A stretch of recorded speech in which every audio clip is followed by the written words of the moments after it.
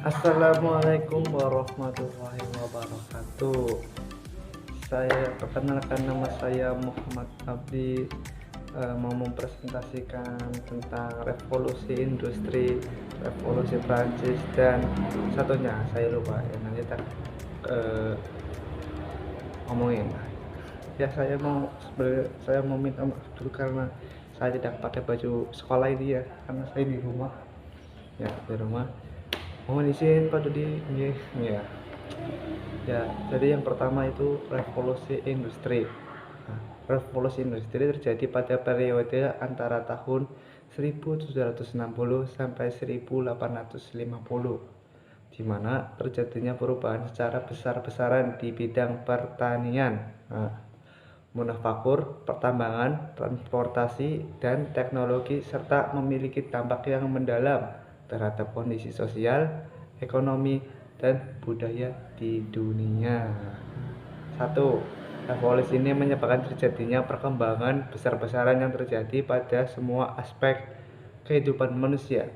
Singkatnya, revolusi industri adalah masa pekerjaan manusia di berbagai bidang mulai digantikan oleh mesin.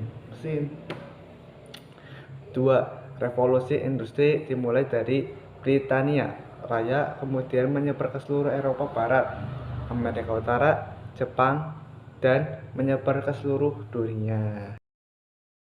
Revolusi industri menandai terjadinya titik balik besar dalam sejarah dunia. Hampir setiap aspek kehidupan sehari-hari dipengaruhi oleh revolusi industri, khususnya dalam hal peningkatan pertumbuhan penduduk dan pendapatan rata-rata yang berkelanjutan dan belum pernah terjadi sebelumnya. Selama 2 abad setelah revolusi industri, rata-rata pendapatan per kapita negara-negara di dunia meningkat lebih dari 6 kali lipat, seperti yang dinyatakan oleh pemenang hadiah Nobel Robert Emerson Lucas, bahwa dia mengatakan bahwa untuk pertama kalinya dalam sejarah standar hidup rakyat biasa mengalami pertumbuhan yang berkelanjutan. Perilaku ekonomi yang seperti ini tidak pernah terjadi sebelumnya. Inggris memberikan landasan hukum dan budaya yang memungkinkan para pengusaha untuk merintis terjadinya revolusi industri. Faktor kunci yang turut mendukung terjadinya revolusi industri antara lain: satu, masa perdamaian dan stabilitas yang diikuti dengan penyatuan Inggris dan Skotlandia. Dua, tidak ada hambatan dalam perdagangan antara Inggris dan Skotlandia. Tiga, aturan hukum menghormati kesucian kontrak. 4. Sistem hukum yang sederhana yang memungkinkan pembentukan saham gabungan, perusahaan koperasi. Dan 5. Adanya pasaran bebas, kapitalisme. Revolusi industri dimulai pada akhir abad ke-18, di mana terjadinya peralihan dalam penggunaan tenaga kerja di Inggris yang sebelumnya menggunakan tenaga hewan dan manusia, yang kemudian digantikan oleh penggunaan mesin yang berbasis manufaktur. 8. Periode awal dimulai dengan dilakukannya mekanisme terhadap industri tekstil, pengembangan teknik pembuatan besi, dan peningkatan penggunaan batu bara.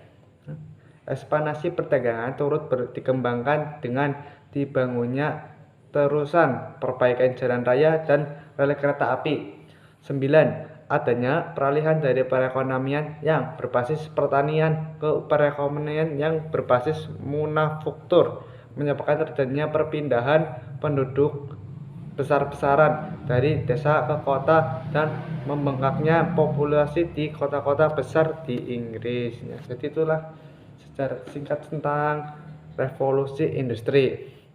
Selanjutnya yang kedua adalah revolusi Prancis, atau biasa disebut Prancis Revolution Française 1789 sampai 1799, ya, adalah suatu periode pengolakan politik dan sosial radikal di Prancis yang memiliki dampak abadi terhadap sejarah Prancis dan lebih luas lagi terhadap Eropa secara keseluruhan.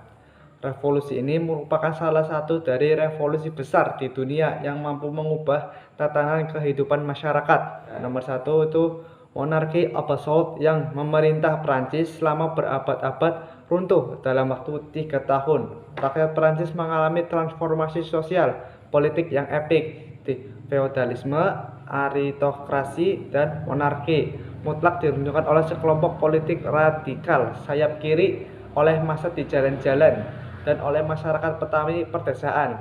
Yang kedua, ide-ide lama yang berhubungan dengan tradisi dan hierarki monarki, aristokrat, dan gereja Katolik oleh prinsip-prinsip baru, liberté, égalité, fraternité, kebebasan dalam atau biasa disebut kebebasan, persamaan, dan persaudaraan. Ketakutan terhadap penggulingan menyebar pada monarki lainnya di seluruh Eropa yang berupaya mengembalikan tradisi-tradisi monarki lama untuk mencegah pemberontakan rakyat. Nah, pertentangan antara penduduk, astagfirullah, sebentar, ya.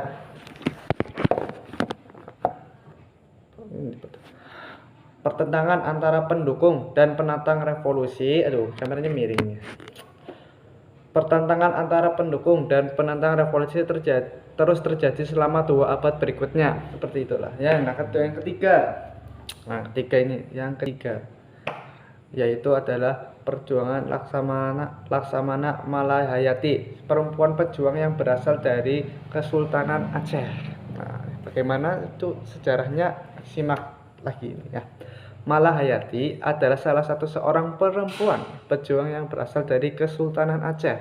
Sebagai perempuan yang berdarah biru pada tahun 1585 sampai 1604, pengawal istana Panglima Rahasia dan Panglima Protokol Pemerintah dari Sultan Saidil Mukammil Alauddin Riayat Syah IV, perempuan tangguh ini memimpin 2000 pasukan Inong Bale atau janda-janda pahlawan yang tewas berperang melawan kapal-kapal dan benteng-benteng Belanda pada tanggal 11 September 1599.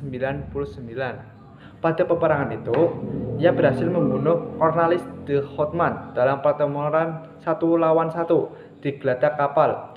Berkat keberaniannya, itu dia mendapat gelar Laksamana. Bisa dikatakan Malahayati mudah ditemukan di literatur Barat maupun Cina.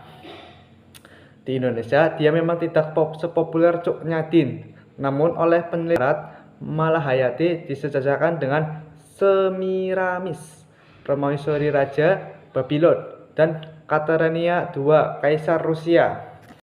Peristiwa penting lainnya selama Malahayati menjadi Laksamana adalah ketika ia mengirim 3 utusan ke Belanda, yaitu Abdulhamid, Sri Muhammad, dan Mr. Hasan. Ketiganya merupakan duta-duta pertama dari sebuah kerajaan di Asia yang menjunjung tinggi negeri Belanda. Banyak catatan orang asing tentang Malahayati. Kehebatannya memimpin sebuah angkatan perang ketika itu diakui oleh negara Eropa, Arab, Cina, dan India. India namanya sekarang melekat pada kapal perang RI, yaitu Kri Malahayati, nama kampus, nama pelabuhan, nama jalan, nama rumah sakit, dan sebagainya. Nah, jadi seperti itulah representasi dari saya sebagai ketua yang remedi karena teman-teman saya kurang ajar. Nah, jadi mohon izin Pak Judi. Mohon izin ya Pak Judi, ini saya baju seperti ini ya. Terima kasih Pak Guru. Kurangnya mas saya mohon maaf karena ini videonya cuma beberapa menit ya, pasti kurang lah ya. Saya ucapkan terima kasih. Wassalamualaikum warahmatullahi wabarakatuh. Cek it out.